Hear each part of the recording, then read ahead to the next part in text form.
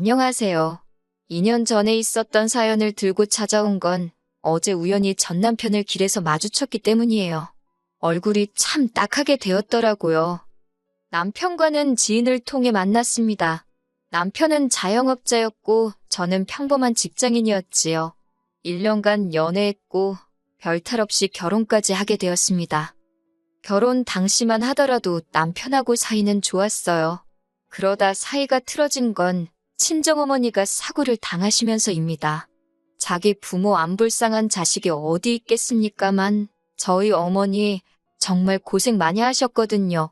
그러다 몇 년 전 마지막이라고 시작하신 식당이 그런대로 대박이 나서 이제 숨 좀 쉬고 살겠다며 기뻐하셨지요.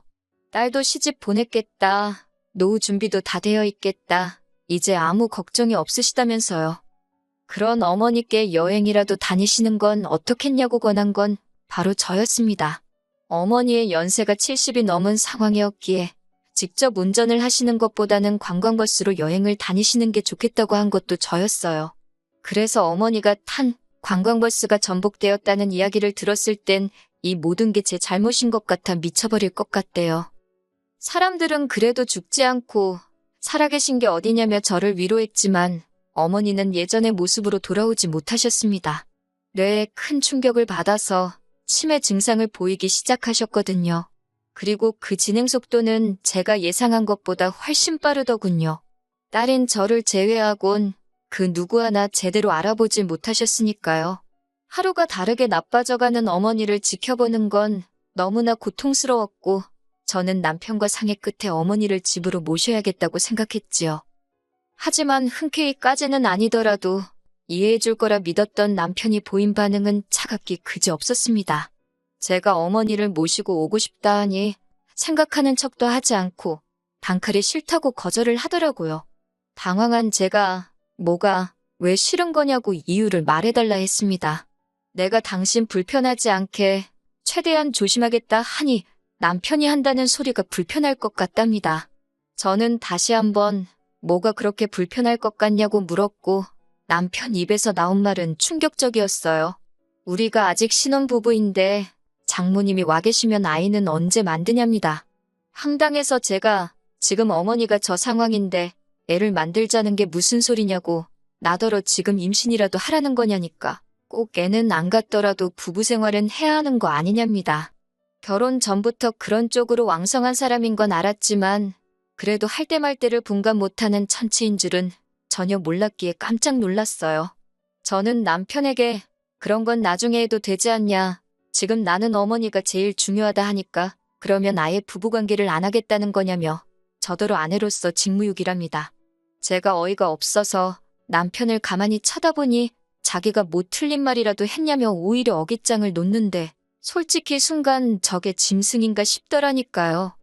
이튿날 제가 남편에게 생각해봤냐고 물었습니다. 이때만 하더라도 약간의 희망을 가지고 있었어요. 남편도 나름대로 반성하고 생각을 해보지 않았을까 하는. 하지만 남편은 어제 자기가 한 말은 어디로 들었냐며 싫답니다. 절대로 안 된대요. 장모님 때문에 제가 벌써부터 자기한테 소홀해진 것 같다나요? 너무 화가 나서 남편한테 당신이 걔냐 발정이라도 난 거냐 그게 그렇게 하고 싶냐고 쏘아붙였습니다. 그러자 원래 남자는 다 그렇다나요? 그리고 이 일은 금세 어머님 귀에도 들어간 모양이더라고요.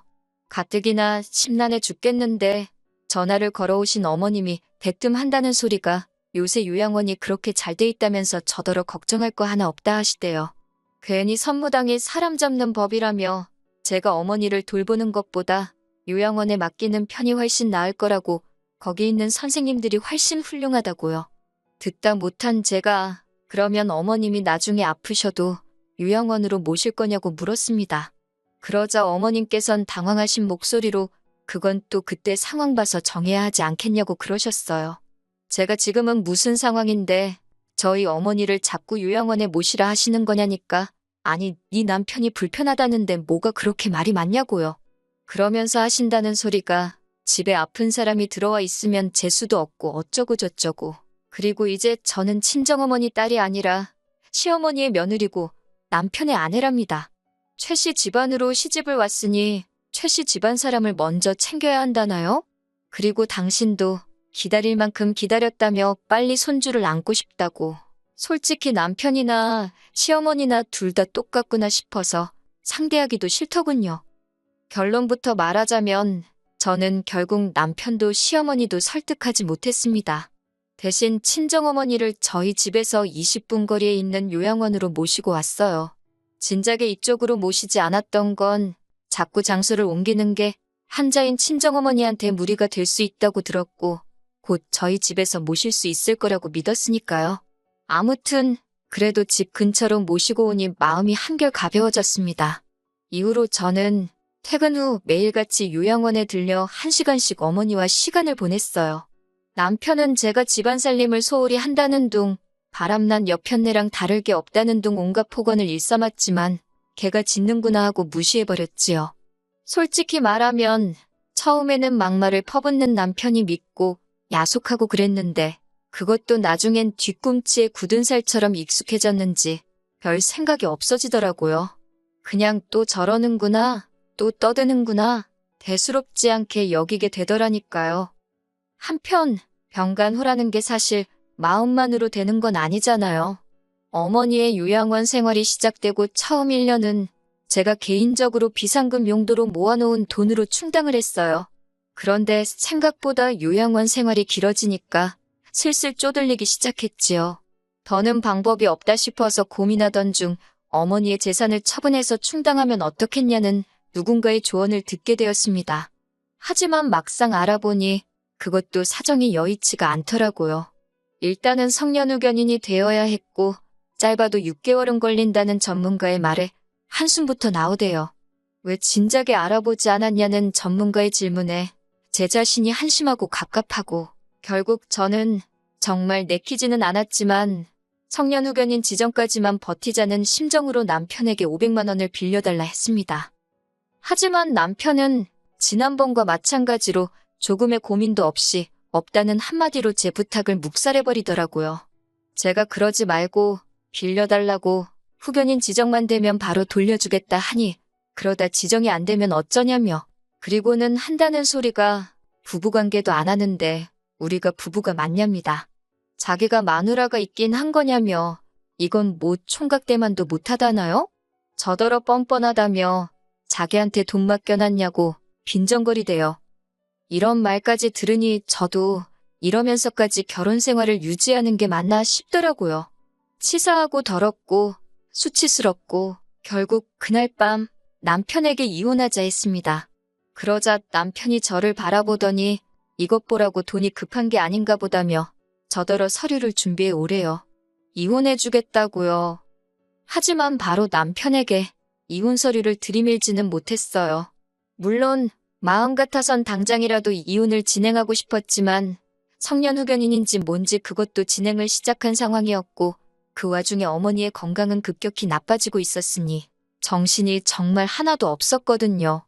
그래서 일단은 중요한 것부터 하나씩 해결하자는 마음으로 이혼을 잠시 미루게 되었지요. 그렇게 한 두어 달쯤 지났을까요? 어머니께서 폐렴 증세를 보이시더니 그대로 기력을 회복하지 못하시고 돌아가셨습니다.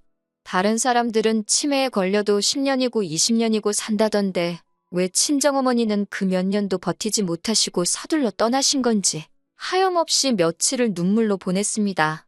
이럴 줄 알았으면 회사고 뭐고 관두고 하루라도 더 어머니랑 시간을 보낼 걸. 이럴 줄 알았으면 남편이 뭐라고 난리를 치건 어쩌건 무조건 집으로 모시고 올 걸. 죄책감에 밥 한 술 넘기기가 어려웠어요. 어머니의 장례를 치르는데 남편이 상주 노릇을 하겠다길래 됐다 했습니다. 어차피 이 이혼 이야기까지 오가는 마당의 상주는 무슨 장례에도 오지 말라고 했어요. 그래도 어쩐 일로 장례식에 와서 꾸역꾸역 자리는 지키고 있더라고요. 하지만 그 검은 속내를 알아채는 데는 오래 걸리지 않았습니다. 어머니를 그렇게 보내드리고 집으로 돌아온 지 이틀째 되던 날이었어요. 남편이 뜬금없이 상냥한 목소리로 많이 힘드냐고 묻더라고요. 상대도 해주기 싫어서 한번 쳐다보고 말았습니다. 그러자 제 눈치만 살금살금 살피던 남편이 이제 슬슬 이것저것 정리해야 하는 거 아니냐고 그래요. 저는 이혼 이야기인 줄 알고 걱정 말라고 곧 서류 가지고 올 거라고 했습니다. 그러자 남편이 그게 무슨 소리냐며 일단은 장모님이 남기신 재산 같은 것부터 알아보랍니다. 자기가 같이 알아봐 주겠다면서 그런 건 여자 혼자 하는 게 아니라나요? 순간 등골에 소름이 쫙 끼치는 게 제가 개수작 부리지 말고 이혼할 준비나 하라 했습니다. 그러자 남편이 우리 다툼의 원인이 장모님이지 않았냐. 그런데 이제 장모님이 떠나셨으니 우리가 다툴 일도 없을 거라며 이혼은 하지 말자더군요. 미친 상욕이 절로 나왔습니다. 저는 남편에게 친정어머니랑 관계없이 너 같은 인간이랑 살맛대고 못 산다고 했어요. 보기만 해도 소름이 끼친다고요. 그러자 자기가 순순히 이혼을 안 해주면 어쩔 거냐입니다. 그래서 저도 무서울 거 없다고 소송하자고 맞불을 놨지요. 또다시 남편이란 자식이 실실 웃으면서 한다는 소리가 소송하면 장모님 재산 자기랑 나눠야 되는데 저더러 괜찮겠냐입니다. 어이가 없어서 알아보려면 똑바로 알아보라고 했어요. 상속재산은 너랑 안 나눠도 된다고 멍청한 건 답도 없다고 사부치면서요. 하지만 남편은 자기가 조금만 노력하면 제 마음을 돌릴 수 있을 거라고 믿었는지 되도 않는 아침상을 차리질 않나? 청소를 해놓지 않나? 하나같이 멍청한 짓거리만 골라서 하고 있더라고요. 그리고 그렇게 한 2주 정도 지났나 저도 더는 남편이랑 눈치 싸움 하기도 싫었고 슬슬 변호사 알아보고 소송으로 가야겠다 생각하는 와중에 남편에게 사고가 났네요. 가게 주방에서 가스가 터져서 얼굴에 불이 붙었다나요. 병원에서 이야기하기를 얼굴 전면부 화상이 너무 심해서 허벅지에서 살을 갖다 이식을 해야 된다더군요. 그런데 이식만 해서는 보기가 흉할 거라 이후로 성형을 여러 번 해야 한답니다. 문제는 돈이더라고요. 이게 미용 목적으로 분류가 돼서 보험에서 보상을 안 해준다고요. 의식을 찾은 남편에게 저는 덤덤하게 병원에서 해준 이야기를 전했습니다. 그러자 남편이 다행이랍니다. 뭔 소린가 하니 제가 재산을 상속받아서 자기 수술비를 내줄 거 아니냐고요. 어이가 없어서 남편이 저한테 했던 말 그대로 돌려줬습니다. 나한테 돈 맡겨놨냐고요. 사위로서 할 도리도 똑바로 안 한 주제에 어디 죽은 장모 돈을 탐내냐고 미친 엑스라고 퍼부어줬네요. 저는 이후로 변호사를 고용했고 이혼 소송을 시작했습니다. 어머님을 비롯한 시댁 쪽 사람들이 저더러 아픈 사람을 상대로 너무한다고 했지만 제가 못하러 그런 걸 신경 쓰나요? 그리고 소송 끝에 제가 이겨서 이혼할 수 있었습니다.